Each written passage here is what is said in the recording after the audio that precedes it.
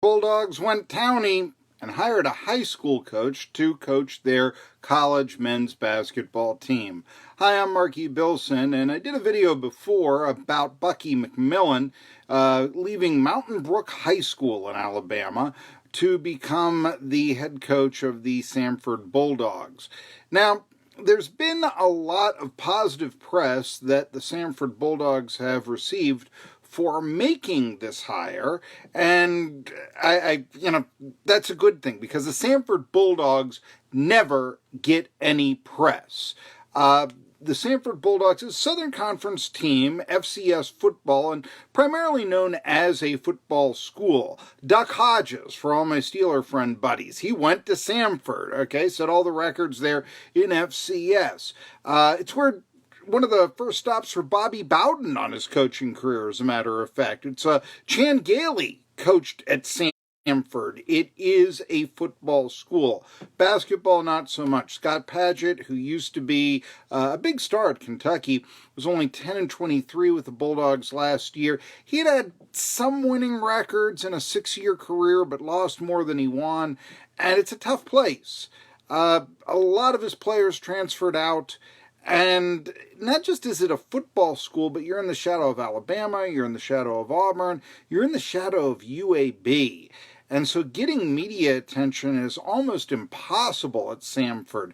Give you an example. When I was doing sports talk radio in Johnson City, or the Tri-Cities to be exact, ETSU was going to play Samford, and I wanted a Samford media figure on my show to talk about the game, preview the Bulldogs, etc., etc. Couldn't find one doing an internet search. Called up the SID. Hey, who covers the Samford Bulldogs and all that? What writers? Oh, we don't have any. Yeah, maybe about 2 years ago, AL.com sent a writer out to one of our games, but it's been about that long. And so, went with the play-by-play broadcaster, as I recall, which isn't the worst thing in the world. It's just that play-by-play broadcasters tend to be, and not all of them, but a lot of them just tend to be, a cup of instant smile and everything is great and fantastic and fine and all that. So anyway, the hire of McMillan, like I said, he was a name in Alabama, so they're looking to make a splash there at Samford, and I will tell you that they finally did get somebody writing about them at AL.com. That's the Birmingham News' website, okay? And it's pretty much, I think, the leading media source, certainly for a national audience over there in Alabama, Birmingham, Alabama. Anyway, they got a writer named Joseph Goodman, and upon McMillan's hire, he may have given the most fanboy column I have seen, certainly all year, but in an awful, awful long time. I mean, this is the sort of thing that I would expect from some amateur at Barstool Sports, not necessarily, a guy with something of an accomplished career at AL.com. Just to explain what this is what he writes. Bucky Ball will be a national brand when this is all over. Okay, it's stunning, but just another incredible twist in the life of a 36-year-old who has plenty of them already. I am so happy for Bucky. He's always reminded me of a young Mike Krzyzewski. That's a little bit too much praise for a high school coach, and I know he's won a lot of state championships at Mountain Brook, but please, let's get to this. This is a smart hire for Samford, which turned down some impressive college assistants to go with a high school coach. Let's talk a little bit about this here. And McMillan is revered as something of a legendary basketball mystic by high school players in Alabama. I want to talk about laying it on thick. Can Samford be a top 25 program?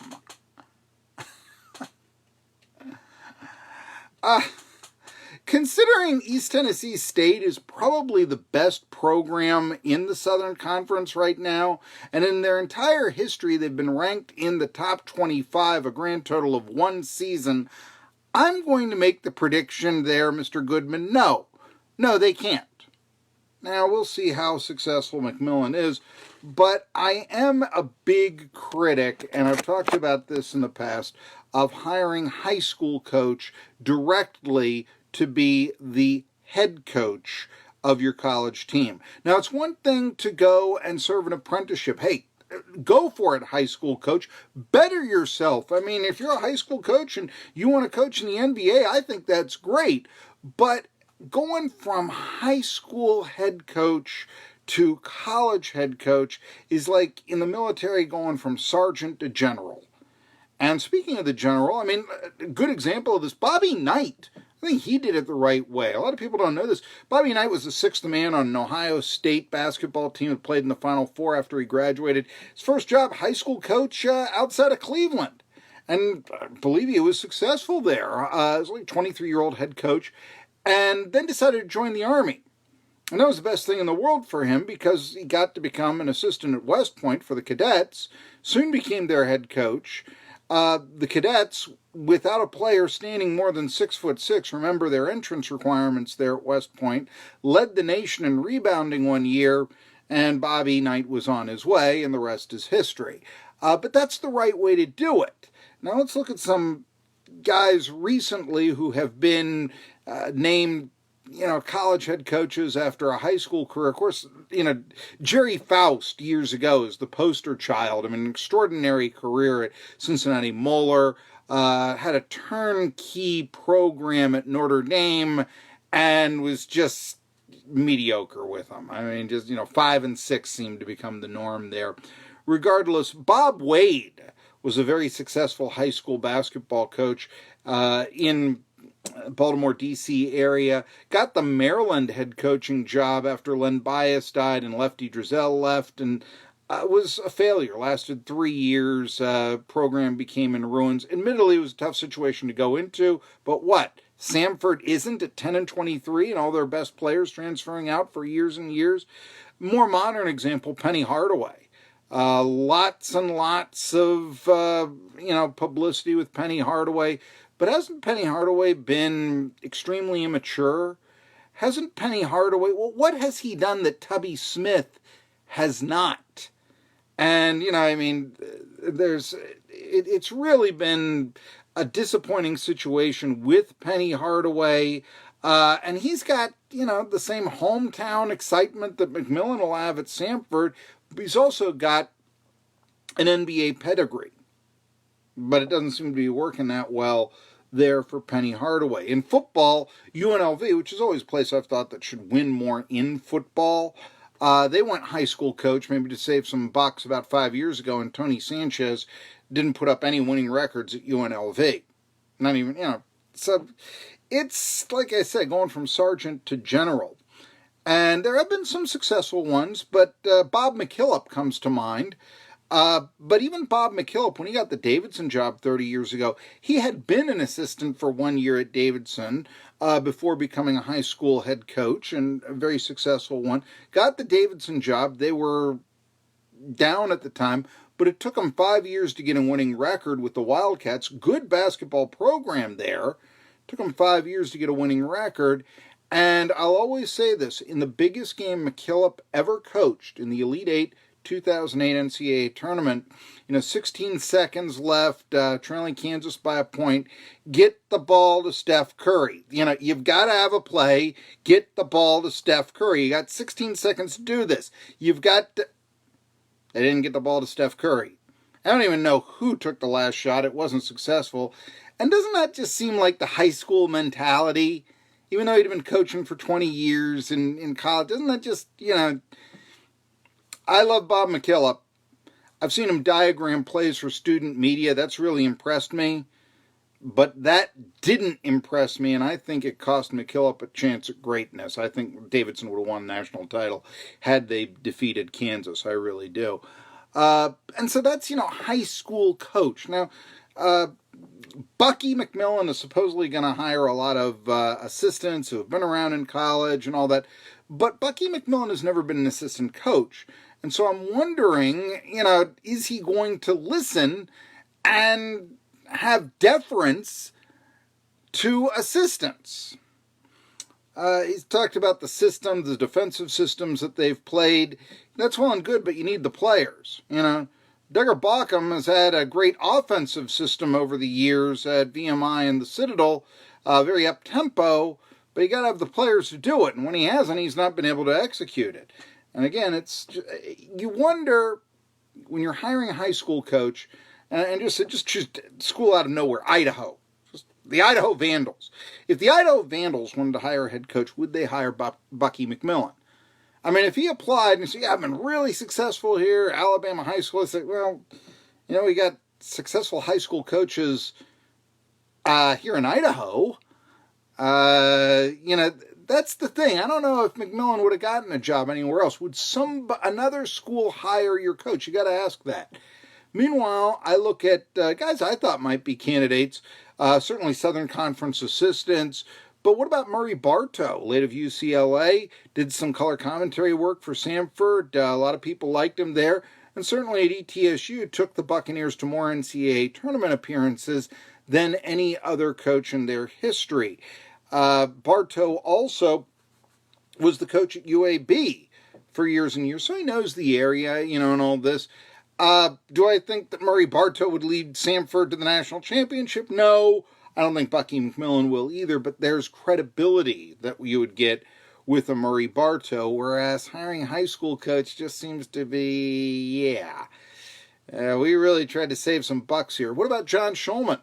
I remember John Schulman, who was an assistant at my high school, University High in the 80s. He became an assistant at ETSU under Alan LaForce, coached them. He was the head coach for one game back in 1994. LaForce had taken ill in a game against VMI.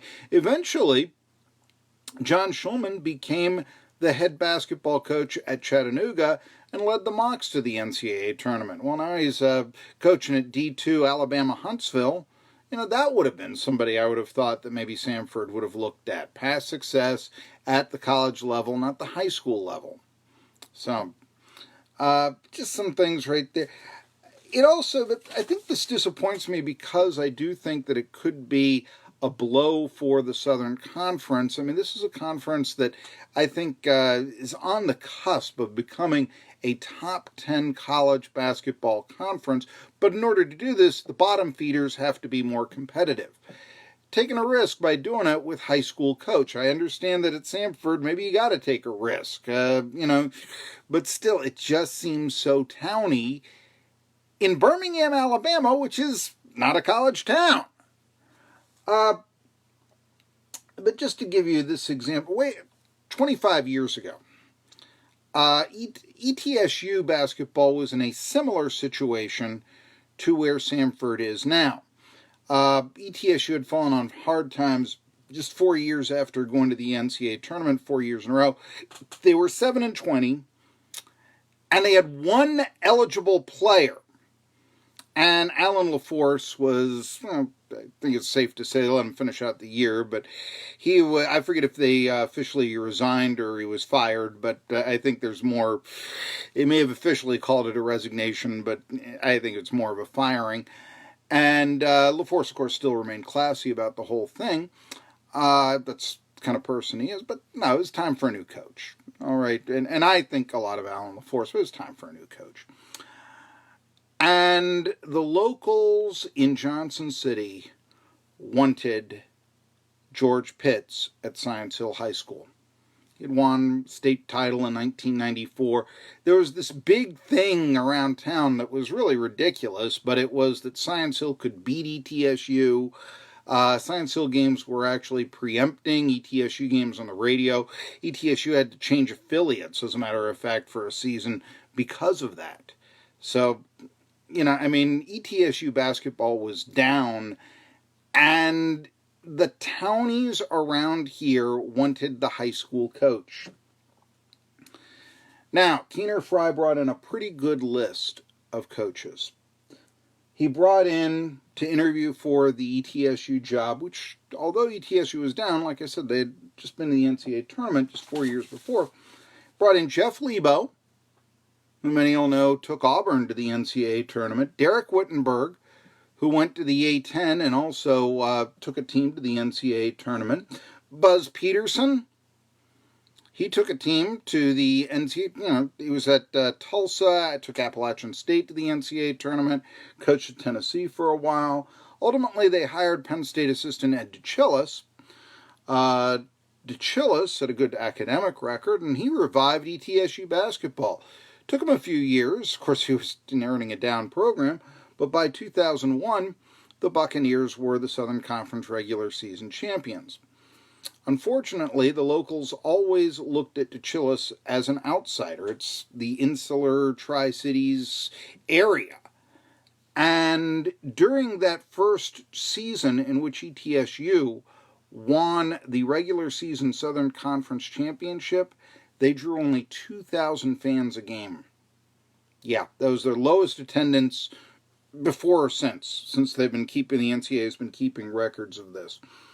And that goes a long way about fans thought that DeChillis should not have been hired. They wanted George Pitts. That's the most towny thing in the world.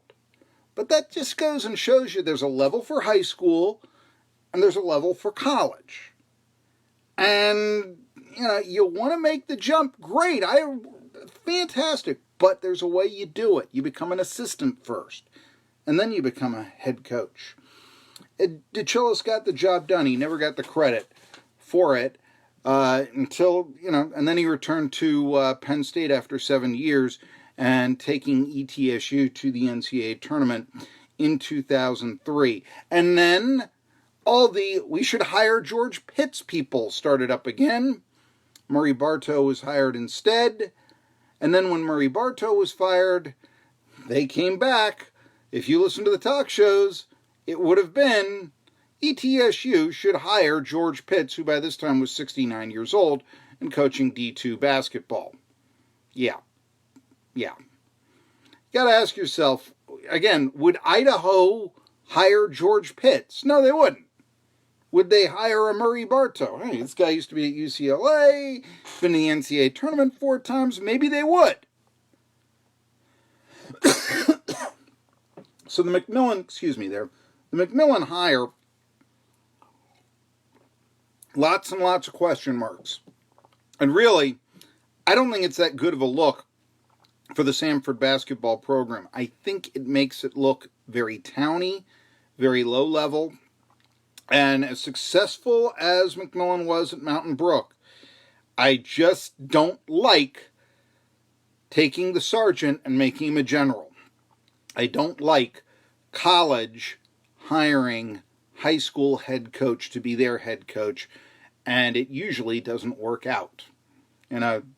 Woodward, somebody I've mentioned before, let's see here, the Yale.com, Goodman, not Woodward, excuse me, Goodman mentioned John Thompson in his article. That's some, comparing Bucky McMillan to John Thompson already. And it's true, John Thompson was hired in 1972 directly out of high school to be the Georgetown head coach. That was 1972, folks. And how many years did John Thompson have playing under Red Auerbach? I mean, come on. A little bit different here.